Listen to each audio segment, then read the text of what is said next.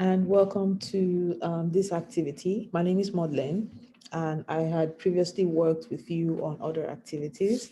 I hope you've enjoyed it so far. It's been so exciting for me. I hope it's been the same for you. And however it's worked out, I'm sure you've learned a lot. Now, I'm sure you're going to learn a bit more on based on what we're about to do. Okay.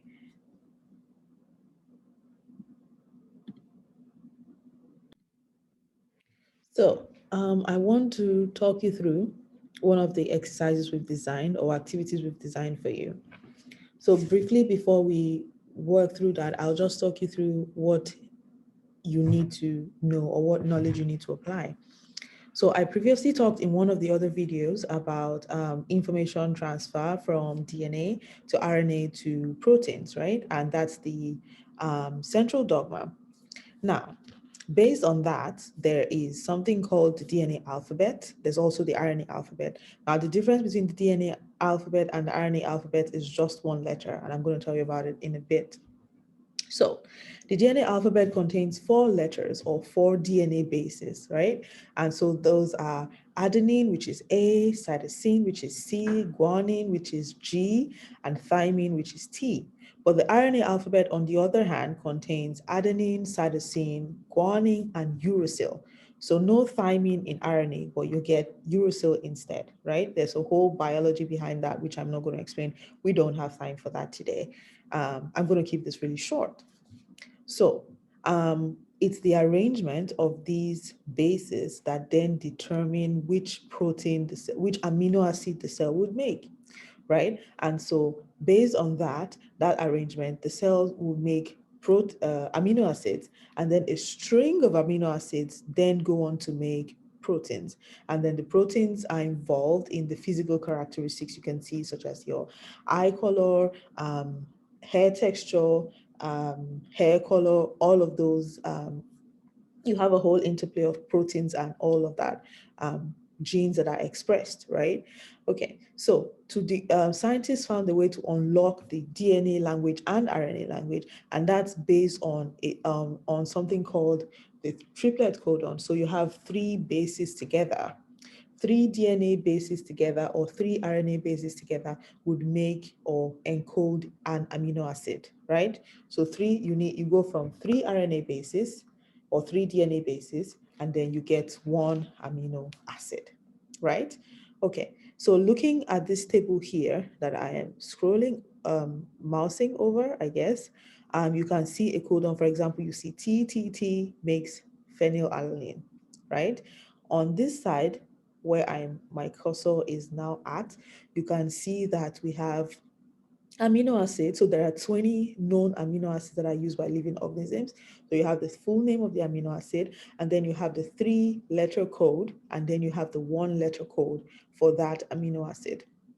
So for example, something like alanine, the 3-letter code is ALA, but the 1-letter code is A, right? So you start with a triplet codon and you make an amino acid, and then those string of amino acids will make protein.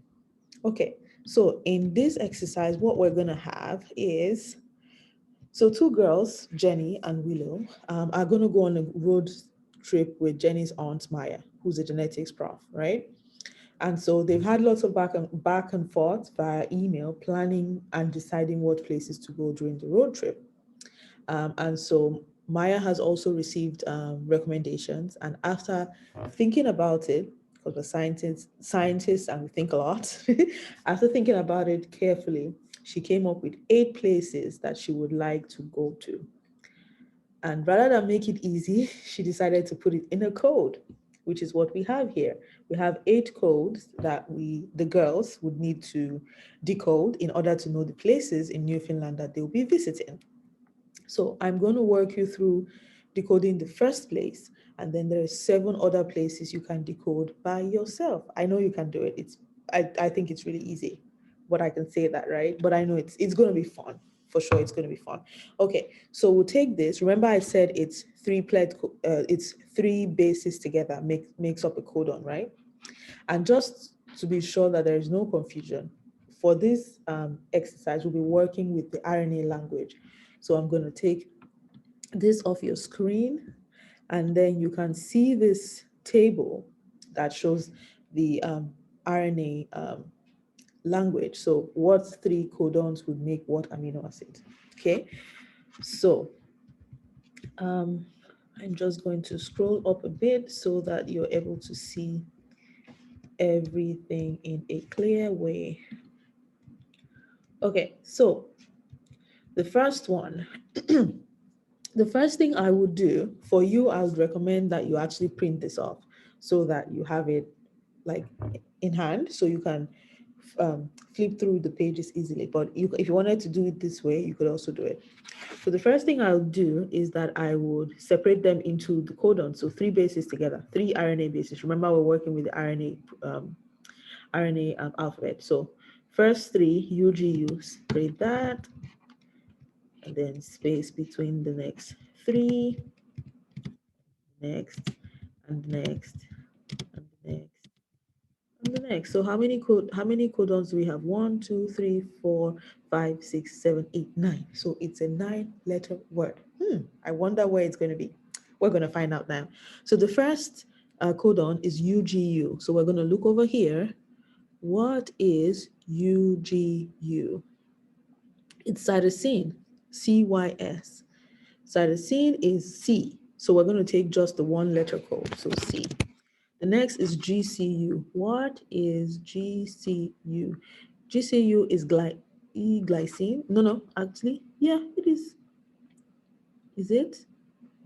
No, that's wrong. See how easy it is to make a mistake? GCU is actually alanine, which is A, right? So pay attention. And the next one is CCC. So what do we see? CCC is pro, and pro is proline. And proline is P. The 1-letter code is P. Next is GAA. And that is glue. Glue is glutamic acid, and the 1-letter code is E. Cape. I wonder where that is. So next we will have AGU. AGU is SER, so that's serine. Serine is S. So next is CCU. CCU is proline, and that's P. Next is GAA. GAA is glutamic acid again, which is E. And next is GCA. GCA is alanine, so A. And CGA, what's CGA? CGA is arginine, ARG. Where is it? ARG, arginine, and the 1-letter code is R. Put that together, we have Cape Spear. So the first place the girls and Aunt Maya will be going to is going to be Cape Spear. Okay, so we've decoded the first code. I'm sure that you can get the rest, the other 7 yourself. Hope it works out.